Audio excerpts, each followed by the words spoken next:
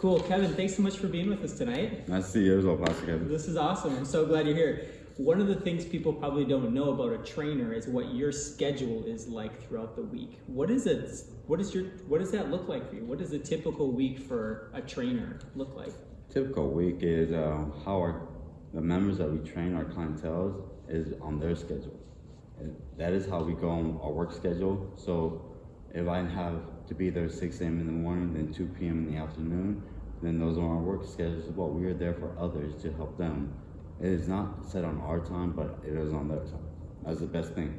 Gotcha. It's amazing when you think about time, because you have spent a lot of time at Trinity. And some people see you most often at the front door when they come into worship, because you're our usher out front, right? Yes. Tell me a little bit about your story here at Trinity. What are some of your early memories about being here at Trinity? Let's see, earliest memories. I think maybe it was Pastor Core shopping when I was a child and he was here. Friends, Alyssa, Angelique, Brett, Daniel, all of us were playing after our services. We're always playing in the kitchen in the AMC. It was joy. We grew up coming here, believing, learning. So we had a spiritual start right there when we were growing up. And when we became older, we realized it even more stronger. It's like, oh my gosh, it actually did stay within me when I was growing up. Wow. Yes. That's powerful. I mean, it's funny you named not only a pastor from that time, Pastor Korshaga, but this circle of friends, right? I mean, do you keep up with some of these people that you mentioned in that circle? Of course so. Isn't that amazing that even years later, friends that you made here are still part of your life? That's how I consider our friendship. Yes. Yeah, that's powerful. I mean, you think about the experience that people have at Trinity, it's always about people, right? You know, it's always about people. What was it inside of you that said, you know what, I'm going to stand at the door and greet everybody that comes in? Well, how did you get into the usher thing? Because not everybody wants to do that. I did not actually really. I figured after the time in the hospital, returned church when I was around in my mid-20s, and David asked me to help them one more Sunday. I was helping them since then, and I appreciate it. If somebody needs help, you're always there to help them, just as God our Father always is. Yes, absolutely. How cool that an invitation from someone here at church basically gave you something really important to do, right? Yes. I mean, that's powerful. I think about that when it comes to training too, right? I mean, part of training is, watching things. I mean, yes. We see you, we know you're very strong. But it took you a while to develop all of that, right? Yes. I mean, how do you kind of coach people when it comes to, say I'm walking in for the first time and I haven't done any training with you before, it's been a while and I need to do better about taking care of myself. Where do you kind of take people? What is it you mean by taking care of yourself? Like needing to exercise more or eat better or things like that. Why do you think eating better, exercising more weakens? Why do you think those odds?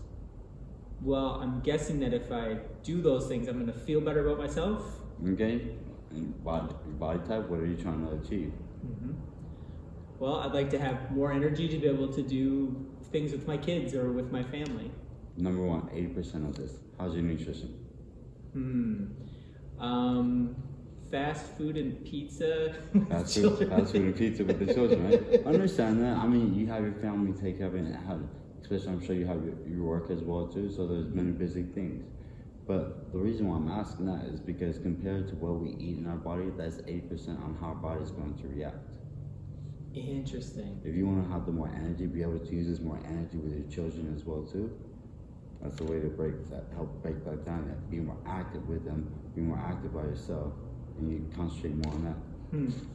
It's interesting. Last week, Monique, when she was doing the same thing you're doing, and I asked her, what is something that you think is very important about your own faith journey? And she says, it's working out. And I thought, wow, you're the second person this week who's told our church, right? Yes. This is that it's part of what it's a spiritual practice. It's part of what it means to be a follower of Jesus, to actually take care of our bodies. Of course so. That's why the second question is your determination to reach your goals. How many days a week are you going to come to the gym and work out? See, that's a great question. You're not telling me what to do. You're inviting me to help be a part of the solution, right? Exactly.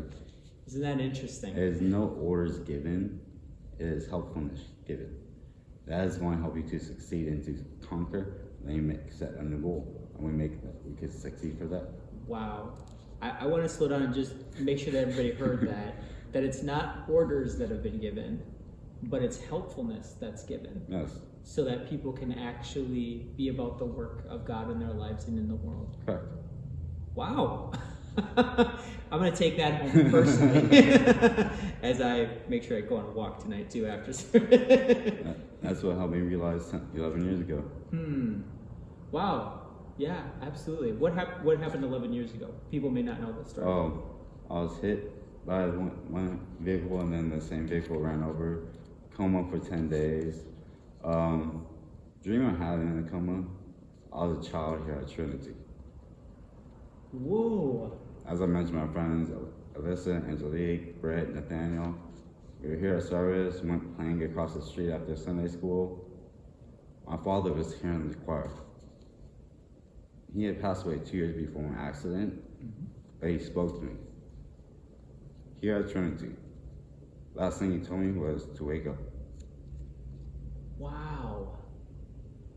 Wow. That's when my spirit became life. Amazing. Yes. What was it like when you kind of woke up then? I mean... When I'm in the hospital. Yeah. Yes. Absolutely. Were you surprised? Was it kind of hard just to take it in? It was hard to take it in. It's pretty much surprise and shock. Yeah, absolutely. How powerful. I don't know many people would have that experience, one of the accident, but two of having that dream, right? That you had. And to remember it. I mean, yes. I don't remember my dreams. You know what I mean? But obviously, God wanted you to remember this dream. Sure.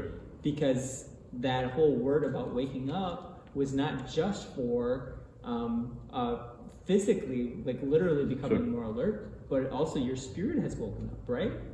Agree. I mean, I watch you serving, you're always willing to help, and in fact, God's actually called you into work where you're actually serving people by not ordering them around, but by helping them. Exactly. That's amazing. Wow. That's incredible. I mean, when you talk with clients who are discouraged, because there's lots of people discouraged right now for lots of different reasons, sure. Right? We're coming out of this pandemic. People are feeling all manner of way. How do you encourage the discouraged client who's like, Kev, I just can't do this. I don't want to do this. What do you... Why do you not want to do this? There you go, and being like Jesus again. You're asking questions. That's their answers. It's questions back. Mm-hmm. I do not have the answers. You have the answers. So why shall I tell you what is on my mind? Interesting. In the Psalm today, right, that we heard tonight, in the Psalm, one of the pieces of Psalm 63 was this image of meditating on God even when we're in bed. That was something that you lifted up, yes. Right? Well, why did that particular phrase stand out to you?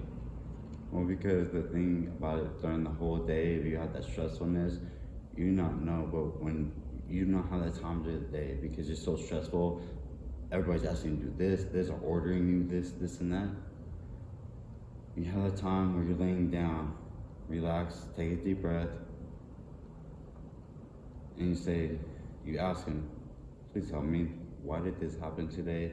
This happened, it caused me to stress out. This had happened. You explain to him why. He's there in heaven, seeing our whole planet, seeing each and every one of us every day.